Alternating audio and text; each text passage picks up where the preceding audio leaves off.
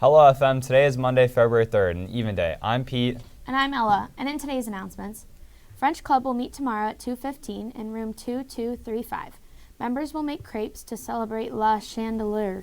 Space will be limited and priority will be given to regular French Club attendees. All HOSA members, please attend the mandatory meeting on Tuesday in Mrs. Estak's room, 2121. They will be going over details for the Spring Leadership Conference event. Those interested in entering projects to the CNY National History Day competition, there will be mandatory meeting after school on Wednesday in Mr. Pauly's room, 1211. They will be going over necessary requirements and rules for submissions. Speaking of history, tomorrow is also the first Tuesday of the month and your chance to vote in your social studies class. Here's Zach with this edition on Tuesdays We Vote. Hello FM, it's time once again for your voices to be heard with On Tuesdays We Vote. Today I'm joined by Mrs. Genere from the Social Studies Department, and to start out, let's take a look at our results from last month. The first question asked was, what level of pardon power should the President of the United States have? Mrs. Genere, over 3/4 of the voters went with restricted as their choice. What are your thoughts on this?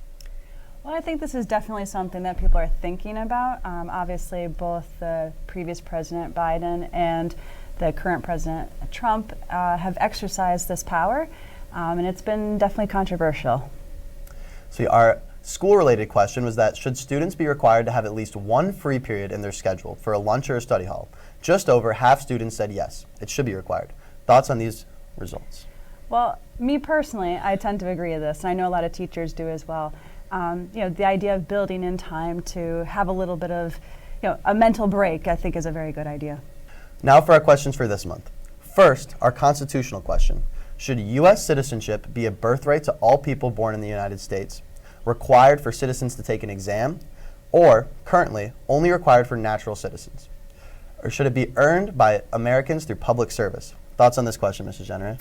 So for many of us, since the presidential inauguration relatively recently, this 14th Amendment thing and citizenship thing has been in the news constantly. Now the 14th Amendment has several parts to it, but the very beginning of it says that all persons born or naturalized in the United States and subject to the jurisdiction thereof are citizens of the United States. For many years that seems very clear, but the current president is trying to present an interpretation of that might make it more difficult for people to get citizenship and thereby making it harder or less likely for them to immigrate to the United States. So we thought it'd be a good question to talk about since it is such a hotly debated topic right now. And again, thinking about should we keep it as it is where you just automatically get it for being born here? Or do you have to do something to earn that citizenship, whether it's a test or public service? And our school-related question relates with the scheduling of the day. Should it continue to run as an 8-period day, or should we change to 4-block periods with longer classes that run every other day, or a hybrid combination of both? Well, I think since right now we're in the process of renovating our building, that we should take the time to think about questions like this. Like what else in our school and in the day can we change? We have the opportunity to do that. And obviously the advantage of a block schedule is that you get to have more time to do more extended activities. And as a teacher, that can be very attractive. But change is hard too. Sweet. Well, thank you, Mrs. Genere, for coming in. And remember to vote tomorrow during your social studies class. Back to you guys. Thanks, Zach, and now over to Pete. Thanks. Red Cross Club will be meeting on Wednesday. Members will be in room 1124 after school making smoothies and learning about healthy breakfast options. Thursday is a big day for the entire school as we will have the annual Black History Month assembly during 8th period. Planning started all the way back in September, and the members of BHM Club are looking forward to showcasing this year's theme.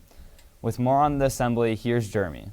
Hello there, FM. I'm Jeremy, and I'm here with Black History Month Assembly Club members Kyle and Ari. Thanks for coming in today.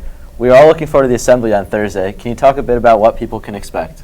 There will be performances and how people are going in, doing the narration and doing the spoken words, and then it'll be hyped up this year, so there'll be a lot of stuff going on in the assembly. So the theme of this year's assembly is community. Can you talk a bit more about that theme and why it's so important? So community is important because we, as a team, during this BHM club, we had to come together and work together as a team, and made this happen. So people can come in and so why BHM is so important and how like people work together as a team. As a part of the community, what can the school community do to support all of you performers on Thursday? Well, for starters, students can start by wearing blue on Thursday to show support and to be an engaged full audience and hype up the crowd a bit, you know, like cheer for the performers on stage and be engaged. Well, we look forward to this assembly every year, and we appreciate you both for stopping in. From FMTV, I'm Jeremy. Back to you. Thanks, Jeremy. We'll have an alternated bell schedule on Thursday. More to come on that later in the week. In the world of FM sports, it's not too late to join winter training for crew. These sessions are a great opportunity for people of all levels to learn about the sport of rowing, and you could even improve fitness to get ready for the spring crew racing season. Please find a member of the crew team for more info. Lots of teams in action tonight as well. The hockey team takes on RFA at 6 at the Mack Center. Girls wrestling hosts Syracuse at 6 p.m. in the House 2 gym. Boys basketball team travels to Henniger for the 6:30 game, while the girls host Baldwinsville here at 7 in House 1 gym. Good luck to all the teams and go Hornets. Well, that's all we have today. I'm Pete. And I'm Ella. Have a great day, FM.